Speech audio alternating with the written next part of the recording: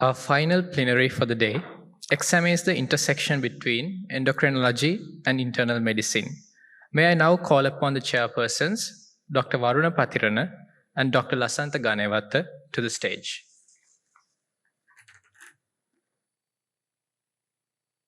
Welcome to the third plenary. It's all about stone, bone and metabolic syndrome, role of the internist. It is a great honor to introduce the eminent speaker, Professor Virginia Hood. She's the Professor of Medicine, Emerita, University of Vermont, President, International Society of Internal Medicine. Over to you, Madam. Well, good afternoon, everyone. I know it's a late time here. Thank you for your kind introduction, and thank you to the organizers for asking me to speak today to you all. So we're internists, and I want us to start getting out of being in silos and thinking about diseases as linked to organs and start thinking about them as being linked to syndromes. And I think we've had a perfect example of this afternoon about polycystic ovarian syndrome and even heart failure as more of syndromes rather than just organ disorders. And I want to convince you that stones are part of that whole problem of syndromes. Now, we know that metabolic syndrome has a very high morbidity and mortality associated with chronic kidney disease, cardiovascular disease, fatty liver disease, and now I want to add into that bone disease and kidney stones. So I'm going to spend my few minutes this morning talking about, this afternoon, about what are the common threads in these disorders. I don't have any disclosures. My acknowledgements are that I want to thank my kidney stone dietitian who works with me and who's been very valuable, and I will try to explain that a little bit more. So what are the common threads in bones and stones and these other metabolic disorders? Well, there are consequences, there's pathogenesis, there are treatments, and there's monitoring, and I'll touch on all of these in my brief time this afternoon. Kidney stones and osteoporosis, or low bone density, have a high prevalence globally, and they're increasing. That's increasing, and they're very, very costly. 1 in 10 people over a lifetime have a kidney stone. That's increasing. The distribution is somewhat varied over the country, but it's quite high here in this area in Asia. It's more like 12%. Recurrence rate is very high. If you had 1 stone, there's a 75% chance you'll have another one, more common in men and common in those who have a family history. The cost of stones is very high. 2.5 billion, going up to 4 billion in the next 10 years. What about osteoporosis? About 20% of women and 11% of men worldwide have this condition. Fragility fracture is very common in over 50-year-olds who do, in fact, have osteoporosis. And again, over a lifetime in men and women. And the cost for that is even higher and will also double over the next couple of years. Metabolic syndrome affects 1/3 of the people in the world. And I won't go into the details of that. So what are these risk factors that link these together? Well, we know that those who have kidney stones have an increased risk of chronic kidney disease, an increased risk of coronary artery disease in women. They have an increased risk of osteoporosis and new onset of diabetes mellitus, and an increased risk of fracture. We also know that people who have osteoporotic fractures have an increased risk of kidney stones, and kidney stones with CKD, and people with CKD have an increased risk of fractures. And metabolic syndrome links to all of these with an increasing number of traits of metabolic syndrome lead to almost double the risk of kidney stones. And there are pathogenic processes that link this to bone disease as well. So everything linked together in these syndromes.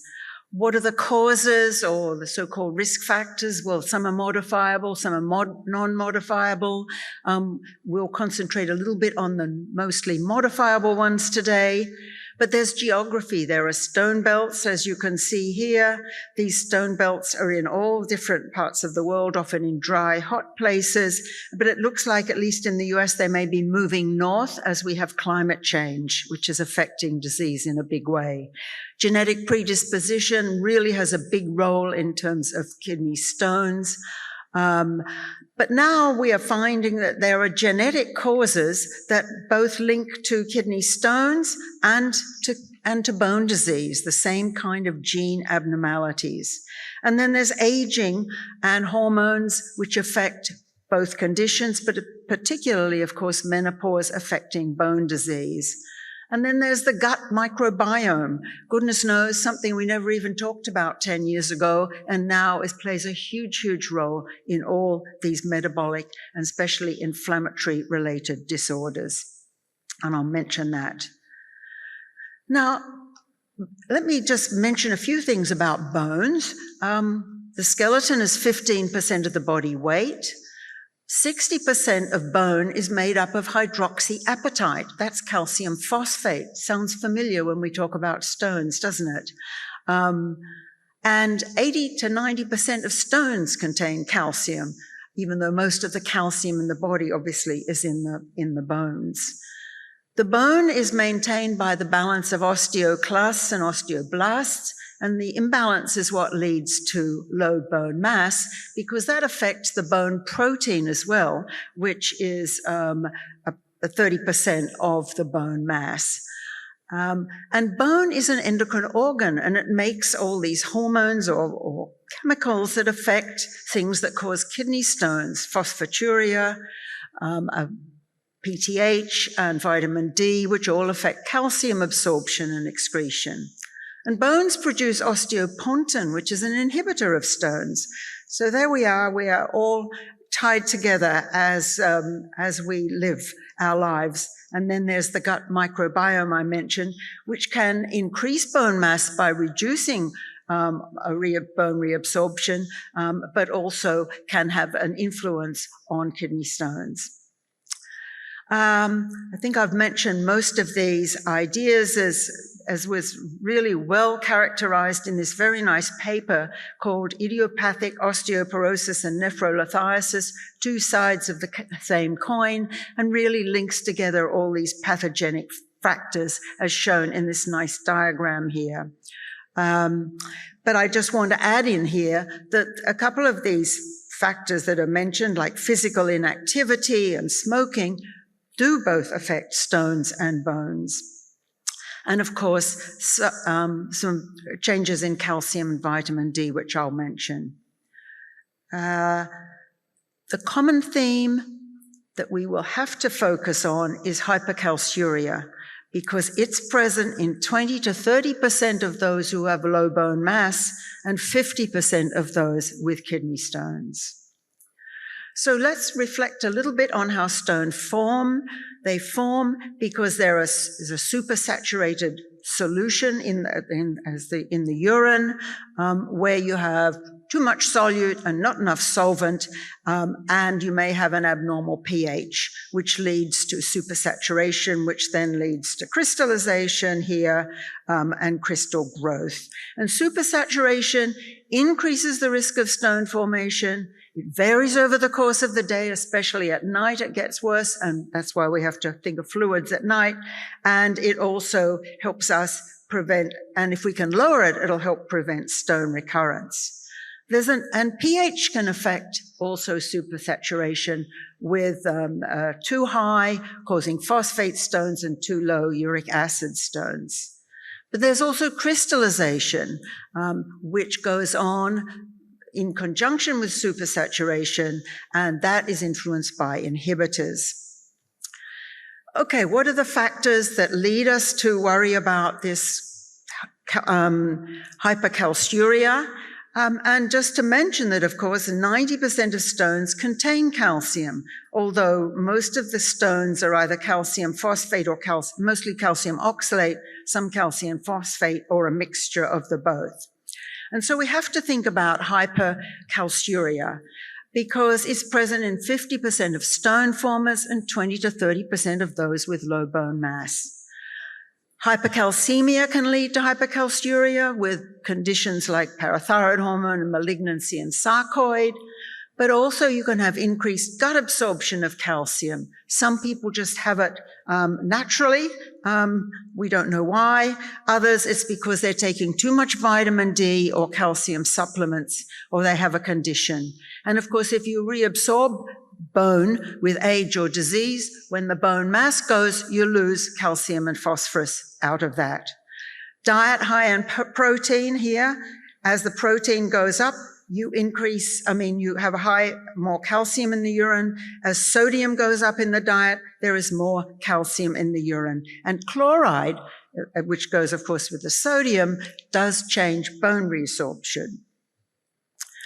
Oxalate is the other part of many kidney stones. Where does that all come from? Well, people tell you you're eating too much spinach or too many nuts, but in fact, the major cause of too much oxalate in the urine is absorbing too much oxalate from the gut. As people reduced calcium intake here from about 1 gram a day downwards, oxalate absorption increased. This is the same pattern we see in malabsorption. We heard about fat malabsorption just a minute ago for obesity treatment with either a bariatric surgery. And if you don't have, if you have a lot of fat, it saponifies here in the gut with calcium and stops the calcium binding to oxalate and phosphate. So that's all absorbed and comes out in the urine. High oxalate diets play a bit of a role, but not a huge role. Abnormal gut flora can affect oxalate metabolism. There are oxalobacter in the gut which metabolize oxalate. That's good, and other gut flora into as well. And there, of course, are some genetic causes of hyperoxaluria, which I won't discuss, but I must mention vitamin C, which is metabolized to oxalate. So just don't give people vitamin C to prevent them getting upper respiratory infections. It doesn't work, and it can cause stones. And there's one other thing I've just must mention here, and that's phosphorus. Not the huge or phosphates, calcium phosphate stones aren't huge, but they are significant and important, and we have a lot of phosphate in our diet now. This funny picture here is just a lot of highly processed foods in the US. And these foods have over 10,000 additives in them. But the big ones we worry about are phosphate and sodium, which are in the foods because they add to the shelf life. And these phosphorus additives are absorbed much more rapidly than animal sources or vegetable sources of phosphate. And interestingly enough, 50% of the calories ingested in the US are coming from processed foods these days. So this is becoming a real problem. What about inhibitors? I won't talk about the graph, but we know we have inhibitors like here that stop crystallization in urine, even though supersaturation may be the same. Things that we know and can measure are citrate, which I'll mention a bit more, but there's also substances like pyrophosphate. And although we don't measure it or know much about it, I want to point out that bisphosphonates are analogues of pyrophosphate. So a little bit more about that in a minute. Other inhibitors are magnesium and some of the peptides, including osteopontin, which is actually formed in bone, another link between our bones and stones. And the citrate, 20 to 40% of stone formers have a low citrate. Why is that? Because we make citrate in our tricarboxylic acid, the citrate cycle every day, and we absorb it from all our food. And 90% of the citrate is in the bones. But if you have an increased acid load from either diet or some conditions, that releases citrate from the bones. You think that might be good for the urine, but in fact, if there's a high acid load, that citrate is reabsorbed in the proximal tubule, and you have a low citrate in the urine. So citrate is another issue that we have to talk about, and we can give it to people. Who are these people who have kidney stones, and why, as internists, should we be concerned about it? Well, I don't have time to talk about many. I'll talk about maybe one. But the one thing we know about people with kidney stones is if they've had one, they do not want to have another one. And if we're going to talk about diet or changing lifestyles, you can talk about that for people with heart disease, and they go, oh yes. You tell people with kidney stones and they say, thank you, what can I do about it? So we have a little advantage to try to get them to change to better things. We, of course, ask them all the usual questions about what's going on with their health, and in particular, are they taking any medications that may be making things worse, like too much vitamin D? What diet are they eating? What about their fluid? And are they drinking fluid at night time? Family history, etc. We look at the stone because we want to know what it is so that we can be specific about treatment. We should look at their bones now if they have an indication with scans. And then the most useful things we can do are simple blood tests to make sure they don't have any blood characteristics that would tip over into the urine and cause trouble, like too much acid or too much calcium. But most important is what's going on in their urine. Because it's in their urine we can look at stone-forming factors, stone-inhibiting factors, and also dietary factors that affect these. And this is the kind of 24-hour urine we can see. I won't go into this in detail, but we can look at changes over time, from earlier to more recent. We can look at whether each urine we look at has about the same amount of creatinine in it, which tells us it's a standard collection. How much volume is there? What about stone-forming factors, calcium oxalate, phosphate, uric acid? What about inhibiting factors like citrate? What about dietary factors like sodium and urea nitrogen? Tell us about protein, and sulfate about animal protein. So we know what people are eating, even though they tell us other things. And these are most important things to help us tailor our changes. Oops, I don't seem to be moving on here. Oh, and supersaturations. So here's the first man that I told you about. He's 31. He's had lots of stones over 5 years. His brother and father have had stones. And somebody told him he shouldn't be eating calcium. So he wants to know what to do about that. And here we look at what his problems are. He's got hypercalciuria, hyperphosphaturia, too much oxalate, a lot of supersaturation. His diet's very high in sodium and also in protein. So what can we do about that? Well, we don't want to take all his dietary calcium away, because calcium is really important to bind the oxalate, and that's high, and stop it. And it can be bad for his bone density. We don't want to give him too much calcium, because that'll put too much calcium in his urine and it won't help his bones. What about his sodium? Well, that will make more calcium in his urine, and citrate loss also. That should be a comma there in his urine as well, and that will make his bones worse. Sodium, he said, I'm not eating any sodium, but sodium is not what you shake on the food or even put in the cooking. It's all in processed and restaurant foods. So that's where you have to focus your effort. Protein, as I mentioned before, increases bone, an acid load, bone buffering, bone density, and decreases urine citrate and increases urine calcium. And these are things we have to modify. And the acid load we get comes from different foods, but most of the acid load you can see in these graphs here comes from meats, but grains also have an acid load, as does some dairy. Oxalate, everyone's told, cut the oxalate out of your diet, but even if you take it all out, there's still some oxalate in the urine, and the treatment for hyperoxaluria is to reduce dietary calcium. Citrate, we want to get more buffer, but more base into the urine, and citrate is an inhibitor, not so much protein. Citrate-based products are important, fruits and vegetables. This is a graph showing people who had low citrates given fruits and vegetables over a period of days, and their citrate went up. These are normal people who are on a normal diet, and they took all their fruits and vegetables away and their citrates went down. So 5 to 9 fruits and vegetables a day, like the DASH diet, is really helpful. Or otherwise, a lot of lemon, 3 to 4 ounces of lemon or lime juice a day is the biggest thing you can get compared to all the other foods.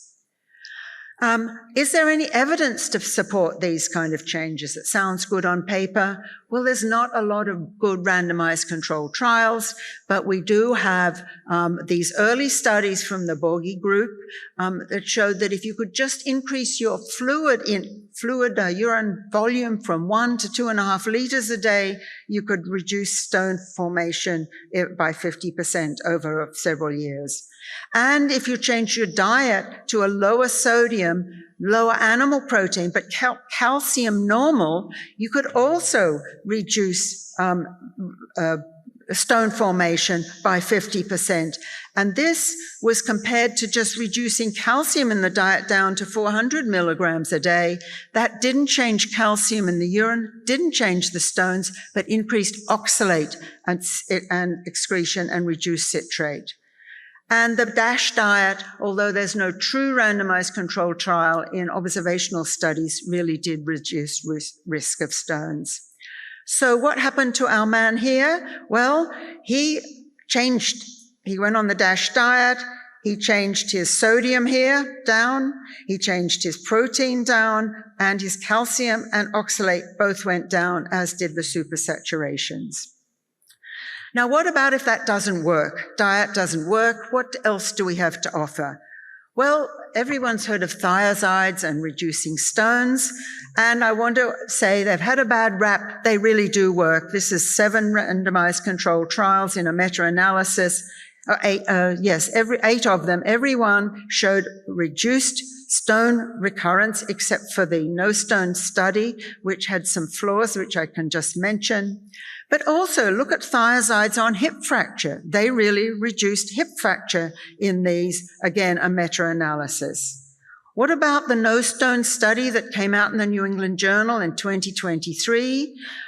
Very good study, and it showed no effect of either of thiazides on symptomatic recurrence, or the composite of this was symptomatic recurrence or symptomatic and radiological recurrence. But if you look at radiological recurrence in those who had the biggest doses of thiazides and or long-acting thiazides, it does really work for them. And symptomatic recurrence could be stones that were already there. So we think thiazides are still useful in some people. And now there's all these new drugs that are out there that you've heard about today that do everything sort of the best thing since sliced bread. And you can see here that they improve blood pressure and weight loss and cardiovascular disease and chronic kidney disease.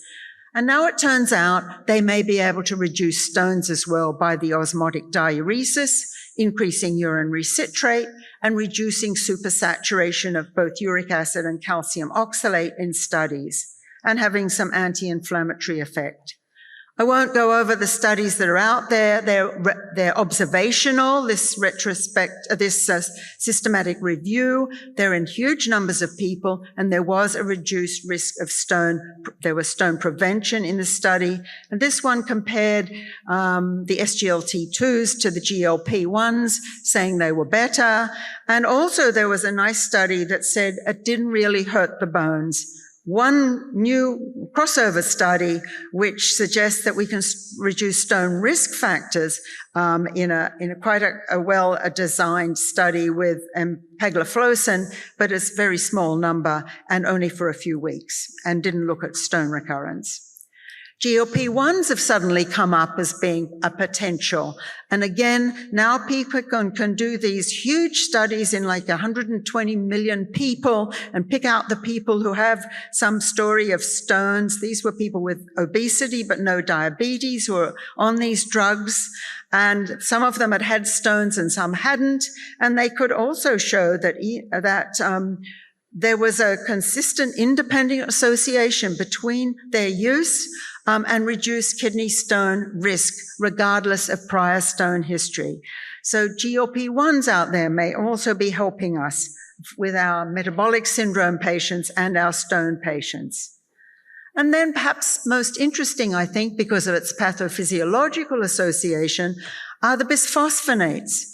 Again, we don't have real randomized controlled trials, but we have a couple of large cohort studies. The Nurses' Health Study, which showed low bone density was associated with a higher risk of stones, we know that, and higher calcium excretion, and bisphosphonate use reduced incident stones among these participants, but didn't change calcium excretion.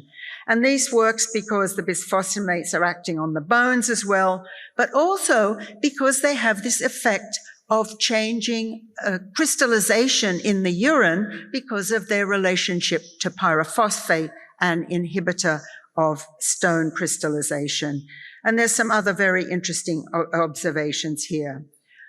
So, in summary then, what can we do to prevent kidney stones, preserve bones, and address the metabolic syndrome? Well, again, it's what you've been hearing about this afternoon. It's lifestyle, first of all.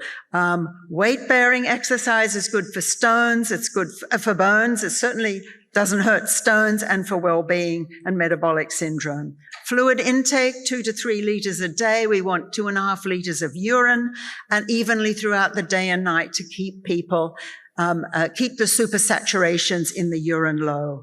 We want their diet to have enough protein, because if you have too little, it's not good for bones or stones or anything, but not too much because it can be bad for you. And only about 100 milliequivalents a day of sodium, adequate calcium to stop oxalate absorption. We give people a gram of calcium. They only absorb about 20% of that. That's perfect because that has to come back out in the urine, but the rest does a job in the gut. Don't give people calcium supplements. Give it to them with their food. Don't give them protein supplements. They're not high quality protein and they cause acid loads and more problems with bones. And don't give them excessive vitamins. And it's not just about what to do. We're good at telling our patients that. We need to help them know how. And for that, you need often a kidney stone dietitian who can help tell the patients what's in everything. And if you don't have one that you can have yourself to work with in your clinic, there's kidney stone dietitians online through social media these days who are very good. If diet alone is not good enough, there are drugs. Thiazides really do work for hypercalciuria, especially for calcium phosphate stones and to protect bones. Citrates can be helpful, and there are trials to support them, again, in low citrate states, and if you have some pH in the urine problems where you might want to alkalinize the urine. Allopurinol, if you've got too much uric acid. SGLT2 inhibitors, if you happen to have another indication for them, may turn out to be really good. And the bisphosphonates, again, for those with low bone density, may protect people from getting stones. And even the GLP-1s. The most important thing that you can do is to monitor what's going on with 24-hour urines for metabolic and dietary risk factors, and share these results with your patients. Look at the kidneys, image them to see what the stone burden is, and do DEXA scans to see what the problem is going on in people who may have risk factors for having low bone density. These are the 24-hour urines. They tell us changes over time, the amount of stone-forming factors, stone-inhibiting factors, and most importantly, what people are actually eating. So in conclusion then, Kidney stones and low bone density are really part of systemic disease syndromes. We want to try to address them all together as we want our patients to be healthier. When we're telling people about what to eat, remember, enough is good, but more is not better. And we must support the microbiome, which tends to get ignored, with lots of fiber and fruits and vegetables. And using or the help for having a dietitian can help provide personalized nutrition so that people know what to eat, and not just what to eat, but how to do so. There are lots of resources out there, so thank you very much for your attention, and hope you enjoy the rest of the meeting. Thank you, Professor Hood, for that comprehensive plenary presentation. And as it is a plenary, no questions are entertained. Let me invite my co-chair, Dr. Varuna Pathiran, to present the token of certificate of appreciation.